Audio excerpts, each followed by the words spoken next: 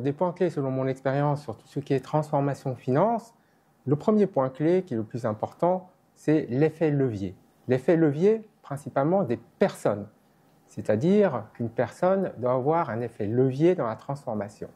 Effet levier, ça veut dire quoi? Ça veut dire que ces personnes qui sont des managers et des directeurs, ils doivent au minimum formaliser, valoriser, communiquer le travail qu'ils font. Soit c'est parce que c'est eux qui le font, soit c'est parce que c'est les équipes qui le font. Mais un expert qui est unidirectionnel uniquement par rapport à son patron ne va pas avoir d'effet levier. Or, dans une transformation, ce qui est extrêmement important, c'est d'avoir une démultiplication pour pouvoir faire bouger l'organisation. Enfin, bien entendu, il faut également responsabiliser toutes les équipes par rapport à cet effet levier. Puisque si jamais les gens ne sont pas intéressés, ne comprennent pas cette transformation, ils ne peuvent pas accompagner cette transformation. Cet effet levier, donc, je me concentre principalement sur les personnes, c'est-à-dire les managers, les directeurs, mais bien entendu, il faut aussi le décliner à chaque fois lorsqu'on pense au système d'information, aux politiques et aux procédures.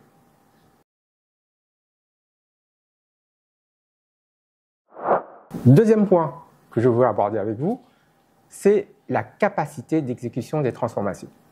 Souvent, c'est triste à dire, mais la cible de la transformation, elle est relativement facile, parce qu'on sait tous les problèmes qu'on peut avoir, on connaît ce que font nos concurrents, soit de l'extérieur, soit parce qu'on a débauché des gens très capés chez nos concurrents qui savent quelle est la cible, et donc définir la cible est relativement facile.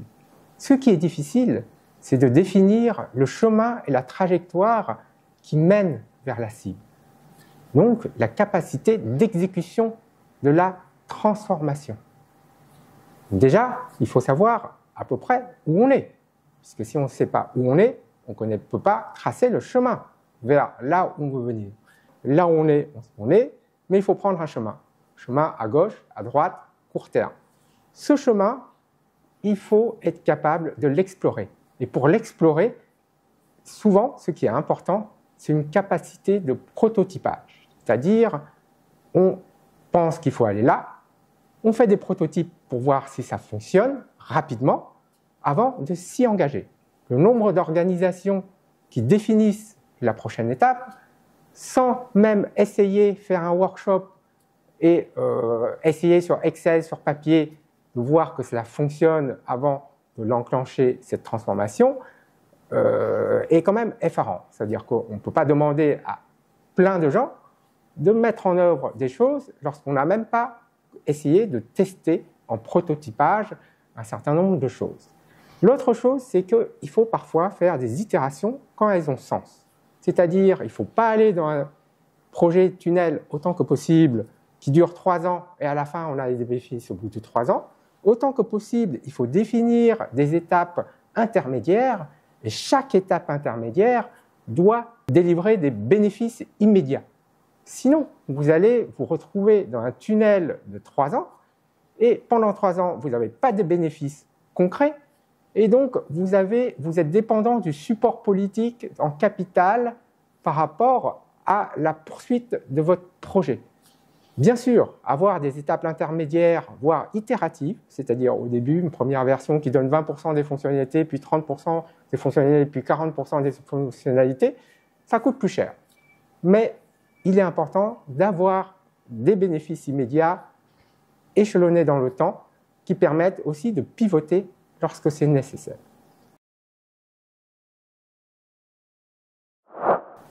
Enfin, qui dit capacité d'exécution, c'est-à-dire aussi une capacité de production du travail nécessaire pour cette transformation.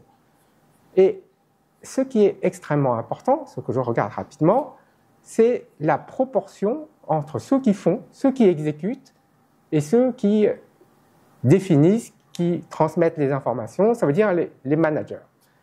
Il faut bien sûr que ce ratio soit fortement orienté en faveur des exécutants. Le cas caricatural, c'est-à-dire on embauche plein de personnes, de managers ou de directeurs chez les concurrents, qui sont très très intelligents, qui ont plein de visions, mais on n'a toujours qu'un seul exécutant. Donc, en gros, l'exécutant se retrouve avec 5 patrons. Et par ailleurs, on est en transformation. Donc, l'exécution et la cible doivent aller de pair, puisque c'est par rapport à ce qu'on voit sur le terrain qu'on doit éventuellement moduler, du point au moins au court terme, pour pouvoir arriver à la cible qui nous intéresse. Et donc, l'idéal, d'ailleurs, c'est d'avoir des managers ou des directeurs qui mettent la main à la pâte. Mais c'est quelque chose qui est relativement rare. En tout cas, il faut une capacité de production importante par rapport à la capacité managériale. Enfin, un dernier point qui est relatif à ce point particulier, c'est les réunions. Les réunions, plein de réunions, beaucoup de réunions. Les réunions, vous comptez rapidement 5-10 personnes. Souvent, sauf si vous utilisez des méthodes modernes telles que le design thinking qui permettent à plusieurs personnes de travailler en même temps, comme le tableau blanc, etc. La plupart des fois, les réunions, c'est une personne qui parle et puis les autres qui écoutent. Or, ou avec le télétravail, une personne qui parle, les autres qui font autre chose. Ce n'est pas efficace, ça coûte très cher. C'est au détriment du temps d'exécution. Et donc, bien sûr, les managers, directeurs doivent passer beaucoup de temps sur les réunions puisque c'est important en communication et en relais du message, de la direction, des objectifs, etc. Mais un bon ratio pour moi, c'est un manager sur son planning, sur la semaine prochaine, il doit avoir que 50% de réunions fixes pour garder 50% en capacité de production et pour régler les problèmes et les urgences qui se présentent pendant son planning.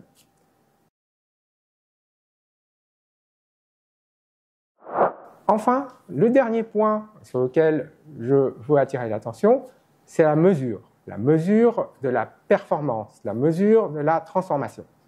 Bien sûr, à chaque fois qu'on a des projets, on a plein d'indicateurs, Gantt, PERT, Red, Amber, Green, etc. Bon, le problème avec ces indicateurs, c'est que ces indicateurs, ils sont un petit peu manipulables, surtout quand on est dans une phase de 20 à 40% ou 60% de l'exécution. Bien sûr, à la fin, bon, soit ça marche, soit ça ne marche pas, ça c'est mesurable. Et donc, il faut souvent définir des indicateurs de performance, soit des KPI en langage anglo-saxon. Bon, ces KPI doivent permettre de mesurer la progression, soit quantitative, soit qualitative. Ils doivent donc indirectement mesurer l'inefficacité et ils doivent être assez détaillés pour pouvoir attribuer précisément la responsabilité d'une sous-performance, plutôt la responsabilité exécutoire d'ailleurs, pour être plus rapide. Ce qui nécessite une base de données assez détaillée derrière ces KPI. Les meilleurs KPI sont en temps réel, donc il y a plusieurs itérations des KPI qui permettent d'améliorer en temps réel, par exemple, une deadline, avec un KPI avant la deadline, après la deadline, pendant la deadline. Et les meilleurs KPI permettent aussi de benchmarker l'organisation par rapport à ses concurrents et par rapport aux meilleurs services ou zones géographiques. Bien sûr, les KPI, ça coûte cher. Les KPI sont limités par les systèmes d'information, ce que peuvent produire les systèmes d'information, et nécessitent des personnes pour produire et communiquer ces KPI et puis faire des feedbacks et puis attribuer la performance là-dessus. Et donc, c'est toujours un équilibre qu'il faut faire entre le coût des KPI et puis son bénéfice. Par ailleurs, on est en transformation, hein, on n'est pas en monitoring ou en business as usual. Donc les KPI, c'est triste à dire, mais quand ils sont tous verts, j'en ai plus besoin. J'ai besoin des KPI soit parce qu'il y a des parties où ça va mal, ou j'ai besoin des KPI pour créer des nouveaux KPI au fur et à mesure qui mesurent de plus en plus la partie qualitative qui est toujours plus difficile à mesurer au cours du temps et à cours de la progression sur le projet. Enfin, je termine sur la chose suivante. On a vu que la capacité d'exécution, les capacités de production pour les projets sont extrêmement importantes, que la mesure était importante, l'attribution de la performance était importante. mais surtout, on est en transformation. Et donc, il ne faut pas mesurer la performance brute. Par exemple, quelqu'un qui est à 80%, l'autre à 20%, le 20% il est très mal, le 80% il est très bien. Non, on est en dynamique, et la dynamique, ce qui compte, c'est la progression. Si celui qui est à 20% passe à 40% à la prochaine itération, c'est très bien. Si celui qui est à 80% reste à 80% à la prochaine itération, c'est pas bien. Pourquoi? Parce que si jamais on n'a pas de mouvement de transformation, on ne va pas arriver à l'objectif. En plus, ceux qui sont à 80% ou à 20%, ils ont des rentes de situation. C'est-à-dire, ils avaient hérité ou ils avaient fait leur travail et ils ont hérité d'une situation meilleure. Alors que ce qu'on veut, c'est une progression, une transformation pour arriver à l'objectif.